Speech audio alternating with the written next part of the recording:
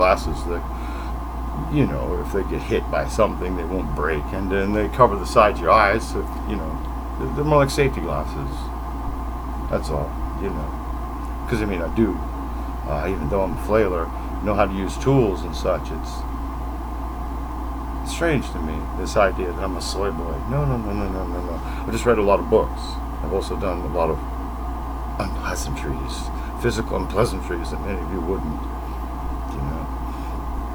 That's one of the reasons that got me interested in this whole brush war, was the idea of a sergeant and an officer going on up in the brush for a fortnight, 14 days or so, you know, with a squad of Bantu, okay, and, you know, looking around for SWAPO or ANC or Bob and the gang, and they all run together.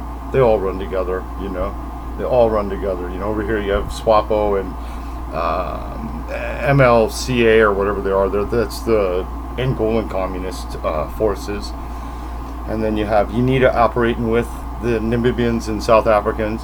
Then down this way you have more ANC, but again, all the way through SWAPO's helping on both sides of the border. You're not supposed to know this, you see.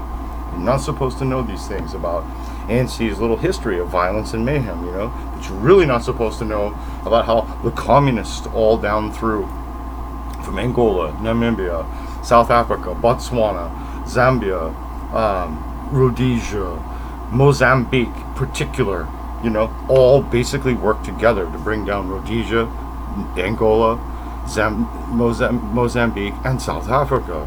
Okay, and they operate with impunity out of Botswana and Zambia because they're huge open areas with no effective government. You know, right? You know, you're just not supposed to know this. And I don't know. And I mean, I guess soy boy pussies wouldn't, but you know, I'm not. So these kinds of things interest me. And yeah, I mean, every once in a while I get little details wrong, but don't speak no Afrikaans, you know, right? Not well. I mean, a couple words I can understand and peck out, but come on, you know. So, you know, for instance, these forces that I was watching hammer on SWAPO, you know, I figured they were military. They were using British military surplus and American radio equipment and so forth. It was all military equipment. Turns out they were police using military-style tactics to, you know, apply firepower on these people. Okay, whatever. Do you know, right?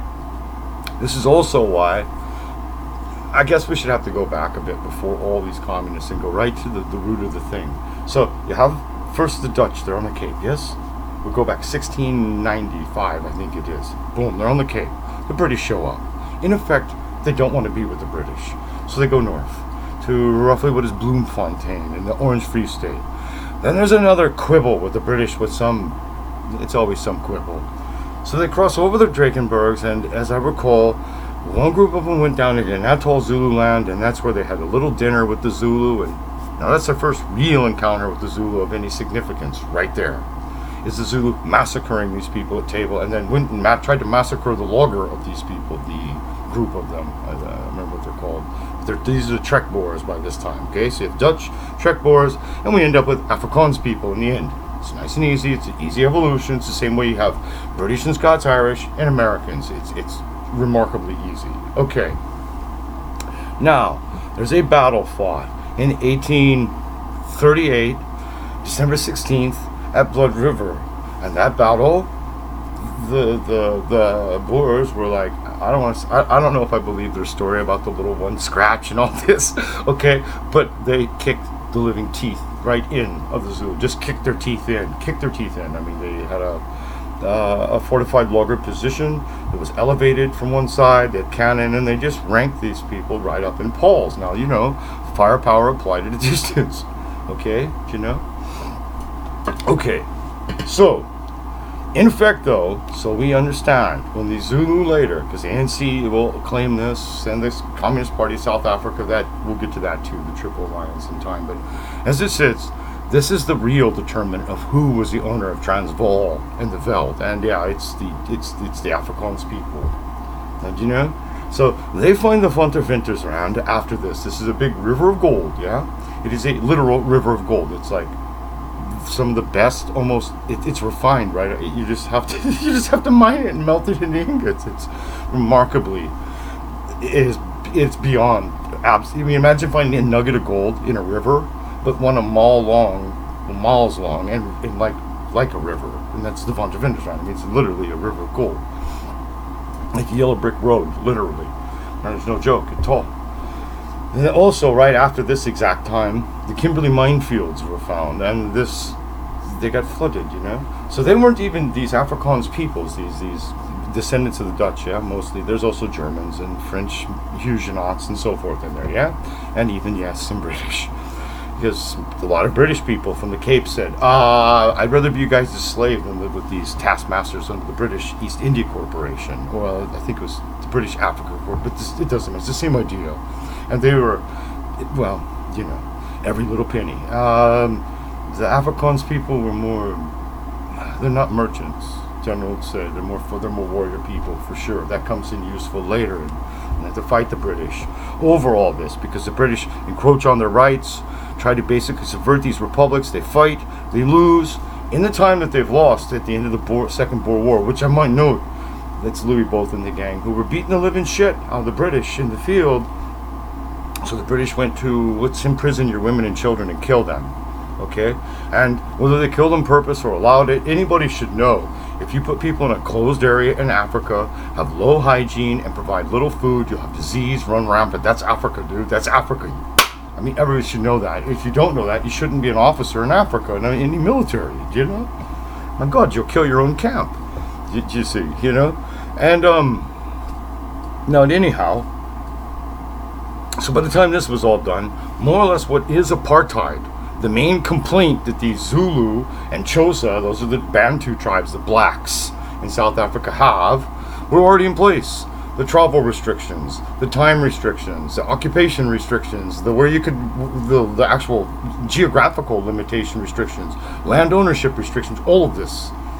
And they were put on the Afrikaans people before they were the Zulu. The Zulu just lived on their own territorial tribal land. The Afrikaans people, these apartheid was actually set up in the first instance to occupy them after the Anglo-Boer War. This is just how it sits.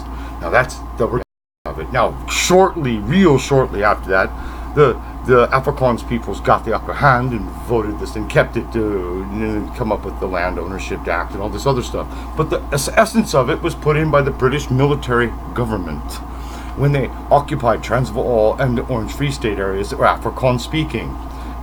How else do you think they made these people just come into pact after they'd starved their women and children to death? With the military occupation, with travel limitations, by making them serfs. So, all of this tale of woe for the blacks, you've been told, is just wrong. Because apartheid means literally apartness. Total apartness, where they make their own decisions and the whites made their decisions. Do you know? That's how it worked. So, I mean, to the point where, really, South Africa was lenient enough that it even allowed the original organizations that became the ANC and the Communist Party of South Africa and the Trade Union, which are the Triple Alliance. When I say ANC, I mean all three of them together. Okay? The Communists are the head of the Trade Union, but the MK types from the ANC definitely are the strong arm muscle.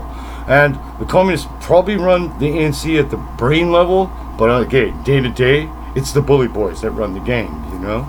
It's so easy. It's so ridiculously simple. Because MK is the other one you're not supposed to talk about. That's the paramilitary wing of the ANC and the de facto paramilitary wing of the Communist Party and the fighting wing, the fighting struggle, because it has their youth leagues in the trade union that provided recruits to MK. So, you see, but when I say ANC throughout all this, remember, I'm talking to that whole convoluted little triple alliance.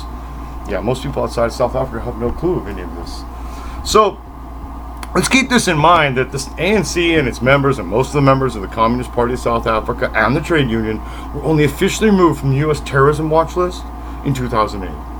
They were terrorists, real terrorists, okay? They conducted a people's war, a Maoist-style people's war. Now we're back to these communists, remember? That was done in conjunction with Cuba.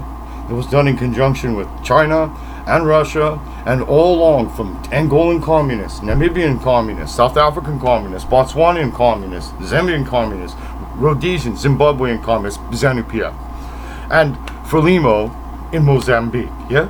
I know the names of them. SWAPO's the one in Southwest Africa, and so forth, yeah? So they all work together, okay? But, so, and again now, But ANC is the particular one to South Africa. Though this whole thing isn't just South Africa. The communist aggression against South Africa was Southern Africa-wide strategic initiative. Does this make sense? And largely, and I hate to say this, it's almost like, I mean, America helped destroy South Africa and bring it low like this. So this is one of the reasons I study this so much, because, well, someone's going to have their head roll for that. Now, at any rate, but the ANC does, like I say, have a very long history of violence and mayhem, okay? And it goes back even before there was officially an ANC or a Communist Party. The Zulu, the very first interaction between them and the Trek Boers was a massacre at table. If that ain't mayhem and violence, what exactly is? Hey? So if you understand that, then you can understand why would these Afrikaans peoples not want to be near the Zulu? Why would they want them apart from them? Massacre at table, and then they massacred as much of that group of people as they could. And I don't really know how many of them made it back up out of Natal Zulu land back into the Transvaal alive. I don't know if even any, to be honest. Sorry, slight gap in memory there. But I do know that other ones decided not to go down, and they're sort of the base of the stock that is the modern Afrikaans peoples in Transvaal. Yeah. Which is the largest population center for them, they have the largest percentage of population in Transvaal. At any rate, so again, there's been a lot of violence, and not all of it was just Whitey being bad. Because you know what you see in the Western world, of course, is like, for instance, there's an explosion down in South Cape, yeah? And then there'll be dead people, and the terrorists will fire on the emergency medical people when they would show up. Now this happened all the time. I mean, a man put up a website the other day. It's called the Ghosty Ian Smith's website. It's pretty good stuff. And yeah, there's several of these mentioned. I knew this before, but I didn't know the dates and times, yeah? But I knew that it happened. And then what'll happen, of course, is the police will use a shotgun and fire back at the crowd, because what do you do? You're taking fire. These people are obviously, I mean, there's just been an explosion and they're all standing there casually. Are they not in on it, do you think? It's to the point where it's like, okay, so what are the police supposed to do? Just allow themselves to be killed? I mean, because when the police did leave these areas at the end of apartheid, you do know that's when the tirings and the butcherings and the beheadings and the head crushings and all that, that went just launched like a comet. Hey? And where's all that tiring and butchering and head cutting? That comes from a lot of different people's organizations, communist organizations, going well back into the 20s and 30s, to be honest, but in the modern era, and we're going to start it to make it nice and simple, especially after the time when the Afrikaans people were in charge, the evil oppressor, funny Dutch speakers, who were apartheiding these people. They were genociding them by increasing their population, like 3 to 6 times over. It depends exactly which numbers you want to use, but I mean, it's outright phenomenal. Like, their population just grew through the roof, but somehow they were genocided. That's not logic, right? So at any rate, we're going to start in 1960, April 8th of 1960. On that day, the administration of Charles Robert Swart banned the ANC, okay, and forced the party, and the Communist Party of South Africa too, I might note, and forced the party to leave South Africa. After the ban, the ANC formed the Umkhonto we Sizwe. I'm not good with Bantu words at all, but it means Spear of the Nation in Xhosa, yeah? To fight against apartheid, utilizing guerrilla warfare and sabotage. They were, in fact, that is, right straight up, terrorists. Nelson and the gang were terrorists. Now, I'm not going to say Umkhonto, I'm just going to say MK from now on, okay, my children? MK was the paramilitary wing of the African National Congress, and like I said before, the de facto wing of the Communist Party of South Africa. You'll see many of their members pop up a few times again. Nelson was a member of the Communist Party Central Committee, so, you see, among many other Bergs and Steens, a lot of merchant peoples, I don't know. Now, MK's mission was to fight against and topple the South African government and the ruling National Party. That was the party that sort of the British descended and the Afrikaans people had come together and formed a decent understanding between each other. It wasn't always great, but it worked out pretty good. And between this, they ruled well. And you know, you think what you like about the National Party, but it did increase these people's population. You know, it did give them better health, better access to anything like basic sanitation, jobs, and so forth. I mean, well, I mean, you know, there are all these strikes during apartheid, the end of apartheid there, right before Nelson's released at Durban and so forth. If they didn't have jobs, how could they have struck? Can't go on strike when you don't have a job, eh? Now, anyhow, so this is what Nelson and the communists wanted to topple, was a functioning government that actually had the Africans. Well, okay, if we call the Congo one, you know, like just one unit, that how they live is one. The people in South Africa would be about 5, okay? Rhodesia should be about a 6. Yeah, now just think it through, okay? That's how much better they lived. I mean, in Rhodesia actually had small sort of worker housing for blacks that wasn't that terrible. Now, was it great? No, but it's better than some poor whites in Appalachian America have now. You know? Okay? So, and in South Africa, it's much the same down around, you know, Johannesburg and so forth. There are areas that are not all that terrible, and now they're dilapidated ruins, but that's because, oh, this National Party was toppled. Now, it gets to the good stuff. After warning the South African government in June 1961 of its intent to resist, that is, blow things up, destroy things, kill people, burn crops, cause havoc, terrorize people, you know, right, you know what I mean, intimidation, kidnapping, assault, robbery, bombings, ambushes, but anyway, MK launched its first attacks against government installations. It was a power installation on the 16th December 1961, and if you'll note, that's the day of the vow. That's a perpetual holy day to the Afrikaans people, not the British that live in South Africa. I mean, some of them probably observe it, but the Afrikaans, it's real serious day. You know, it's, as I've said before, like their Declaration of Independence and the victory at Yorktown for Americans all rolled into one. You know, right? It's very important to them, and so they chose this day to slap them right in the mouth. Now, it was subsequently classified as a terrorist organization by the South African government, the United States, the UK, almost all the Anglo countries, and it was banned. Okay, so Nelson was a terrorist. No doubt about it, right?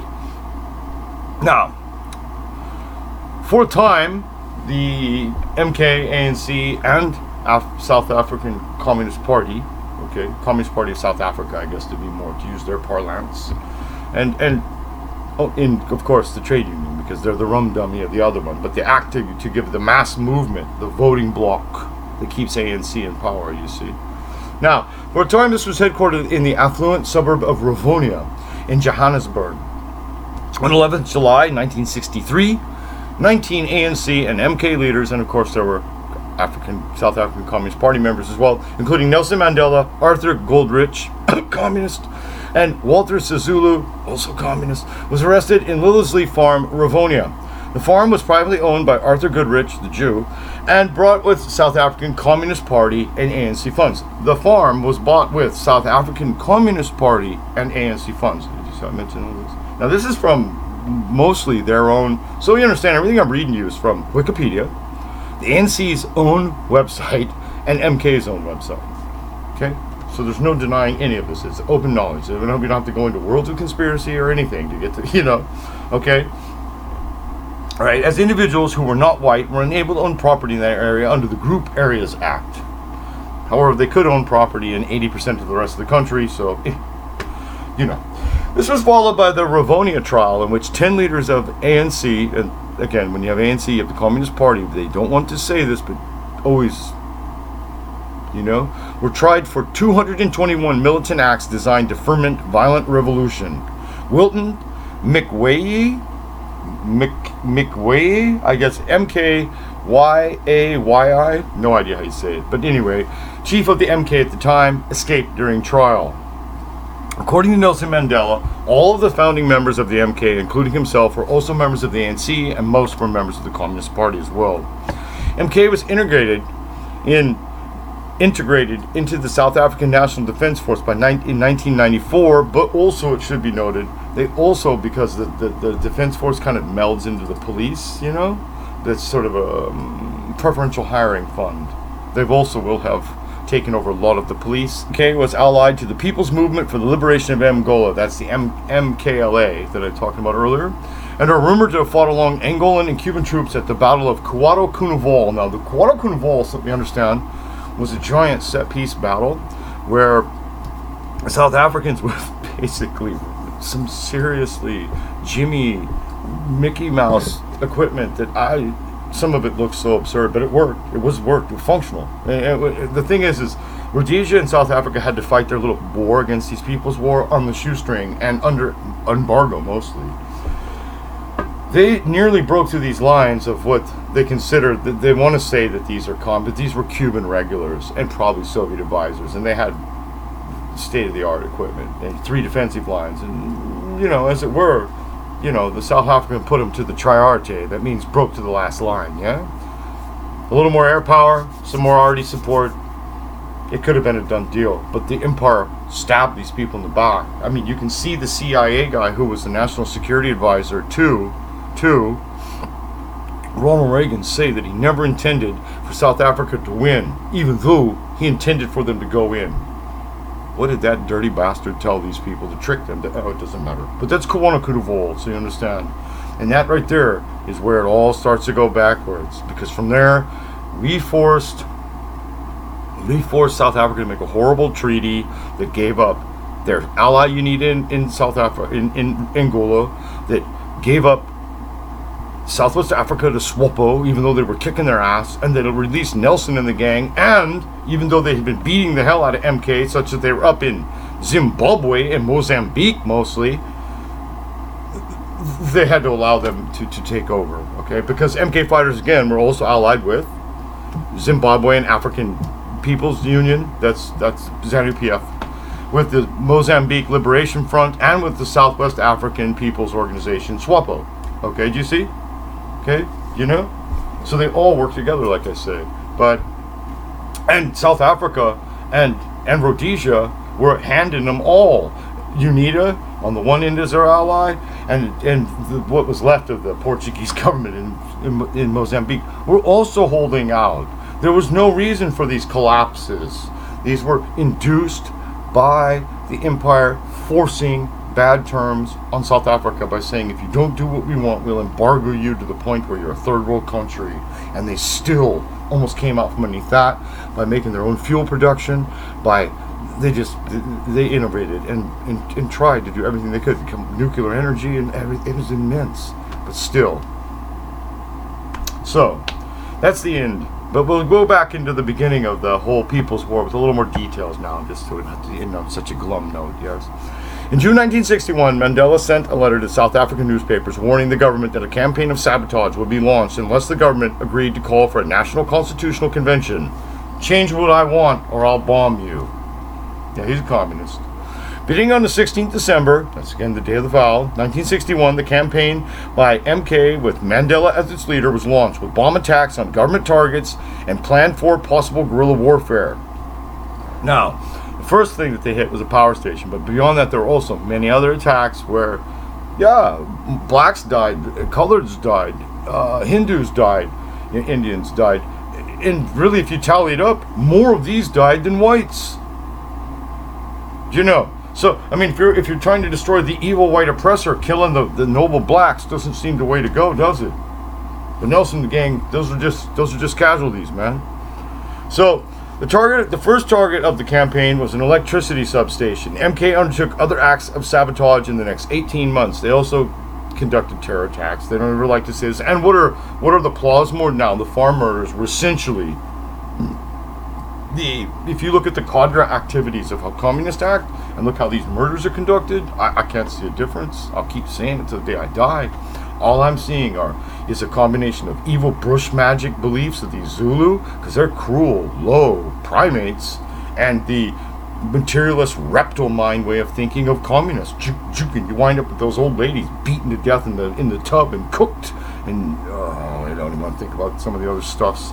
But as we're thinking of violence against people, let's speak of Harold Strachan. He worked with Govan Mabiki in the Port Elizabeth area and helped him produce a newsletter, Isme Lomzi, Voice of the People. He accepted a request to improvise explosive device for MK, and those explosive devices were used for the People's War, which caused deaths. Right, because terrorists are what terrorists be. Now, the government alleged more acts of sabotage have been carried out, and at the Rivonia trial, the accused were charged with 193 acts of sabotage in total. The sabotage included attacks on government posts, machines, power facilities, and crop burning. In 1962, Mandela went to Algeria, Egypt, and Ghana to get international backing for the group. After returning to South Africa, Joe Slovo said of Mandela that he was sent off to Africa communist, and he came back an African nationalist. No, I think he was still a communist, Joe. Don't worry. This is Joe trying to play like, I don't know, I'm just not in charge. And the South African Communist Party still pretends that they're not running the show on ANC. It's ridiculous. Now, following the suppression of MK inside South Africa in the late 60s, because remember, like I say, these people were put down by the South African intelligence forces, the police, and the military. And in fact, large sections of the blacks down in the Bantustans didn't want anything to do with this. Because, again, the ones that had jobs in these mines knew that they lived so much better than the ones that live, right up on the border with Botswana, for God's sakes, man. They knew, then it's stupid. They can say, hey, hold on a second, man. Mabiki up here, he's scratching rocks and living on cattle dung, and I'm wearing clothes and have shoes. Huh? I mean, they can process that. They're that smart, man. So, largely, they were pushed up into the border states, into Botswana, into the sort of outlands of Namibia, up into and Cuba, the Cubans.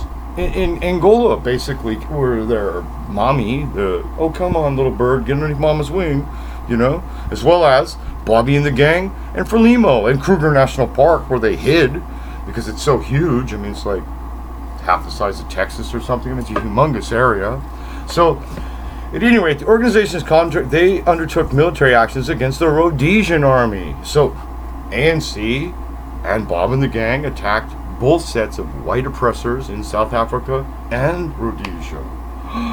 Because, that's the little hidden thing, is that South Africa was keeping Rhodesia afloat, and when they could no longer do that, Rhodesia went under bad. So did Mozambique. So did Namibia. None of it was good. There's nothing good about communist takeovers, man. In 1965, MK formally allied itself with the Zimbabwean People's Revolutionary Army. Bob and the gang, 5th Special Brigade, Nabidi Land, the Shona people, who are Bob's main support base, come on down and massacred a bunch of Nabidi people and made them dance over their ancestors' graves. Oh, we're so happy, Comrade Bobby made us kill him. Yeah, there's no joke. Now, the Truth and Reconciliation Commission, which was a commission set up by the ANC at the end of apartheid, found that, now get this, the use of torture by MK was routine, as were executions without due process at detention centers. This was particularly true in the period 1979 through 89, although torture was not official ANC policy. And what they're talking about is, if you were up in the brush and you were one of those sergeants or officers, they would go up there in black, by the way, for a fortnight or something, 10 to 14 days type of missions, long missions up in the brush, and go hunt out these, SWAPO, MK, Bob and the gang, and so forth, because Rhodesians did the same basic thing, except for Rhodesia, they had more white guys, Now, you have black guys and white guys. The white guys are the officers. They can't have white skin, so they're all blacked up, yeah? These guys, if they got caught, would be tortured and executed. Very few of them come back after they're caught, yeah? Very low percentage of coming back. This encourages you to want to fight. Even the blacks had almost no chance of coming back alive. Coloreds, zero chance. So do you see what I mean? Right? So, this gives you encouragement to want to fight now, Now, this is how far it's gone since ANC's taken over. The ANC has publicly called for legal action to be taken against whites who have publicly made racist comments against black. Like the comments I'm making right now, where these Bantu 800-word languages and they're primate barbarians. I mean, they're tough. They fight and they'll work hard, but they are orcs, right? I mean, you say, I'm thinking Tolkien got the idea for orcs by looking at Bantu and saying, I think he did. I'm not going to lie. In contrast to the ANC's swift and decisive action towards white racists, they have mostly ignored racist comments voiced by blacks, in particular ANC members. Kill the boer, kill the farmer, kill the whitey, drive him out, blah-da-dee, da-da-da. you know, their little song that basically like celebrates the Plasmord. That's their official. I think that is that the national anthem now. I know it's like at least their party song, right? While he was the ANC youth leader, Malema was taken to the Equality Court. That's Julius Malema. I call him Joseph a lot, so you know. So if you get this mistake, it's because his policies and Joseph Stalin's. That's Joseph Vissarionovich, you know, Zhugavelli. Joseph Stalin's policies on collectivization. Put in kulak when he says Dutch gangster or when he says Dutch person, because that's what he calls you all. Just say kulak. Okay. Now, I don't think you're Dutch, but that's what he calls you all. That's his. I've heard multiple speeches where this Malema says this about the Afrikaans people of South Africa. Now, was taken to the Equality Court by Afroforum for repeatedly singing Dubu Ibhuna, which translates as shoot the white farmers. Yeah, I mean, shoot the white farmer. You know, those white farmers that wind up in the bathtub cooked with water and their fingers all broke, and some of them look like they got tossed down the mountainside, and just, those aren't criminal acts. Almost always it looks to be like almost very little stolen. I mean, it's Africa. Everything in there should be pillaged. Everything that ain't nailed down that can't be ripped up with a pry bar should be taken. But, you know, it seems that when it comes to white people, singing Shoot the Boer is okay because the ANC supported Malema. Now, the African National Congress Youth League is the youth wing of the African National Congress. Now, so we know, in the meantime, Malema has set out his own party, the EFF, who are even more extreme than the ANC, but we'll get to that. So the African National Congress Youth League is the youth wing of the African National Congress. As set out in its constitution, the ANC Youth League is led by the National Executive Committee and the National Working Committee. Doesn't sound like a Soviet operation at all, does it? Committee. Soviets means committee. Julius Sello Malema, born 3rd March 1981, is a member of Parliament and the leader of the Economic Freedom Party. That's another one. I always get the Congress and Parliament thing. South Africa is a parliamentary republic, so it has a parliament. I believe it's a House of Deputies, is it? You know, that represent the provinces, provincial house, and then that's their national body. And if you watch it operate, it's like a 3-drink minimum whorehouse, really. Now, anyhow, he's a member of Parliament and the leader of the Economic Freedom Fighters, a radical leftist and radical nationalist party. They're crazy-ass head choppers, super Stalinists. South African political party, which he founded in July 2013. Okay, so remember, between the fall of apartheid, even the thieves have turned on the thieves because some of the thieves aren't thieving enough for the thieves. Because Malema was, again, he was the youth leader of the ANC until he was expelled. So let's just keep in mind that it took almost 2 decades to take these people off the terror watch list, ANC, okay, and the Communist Party of South Africa, to the point where when Nelson Mandela was the great hero and Winnie was the great hero, they couldn't come to the United States because they were terrorists. They couldn't go to Canada or Britain because they were terrorists. Keep that in your mind. Keep that in your little mind so you understand.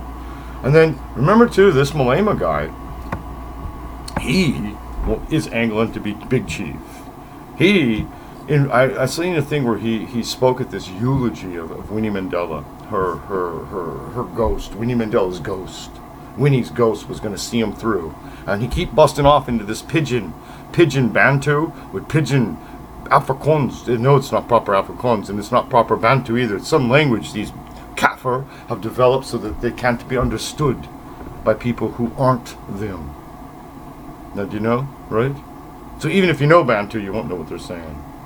Now, that's how you know that he's plotting evil, right there. You can see on his face. They're so childlike like that, you know?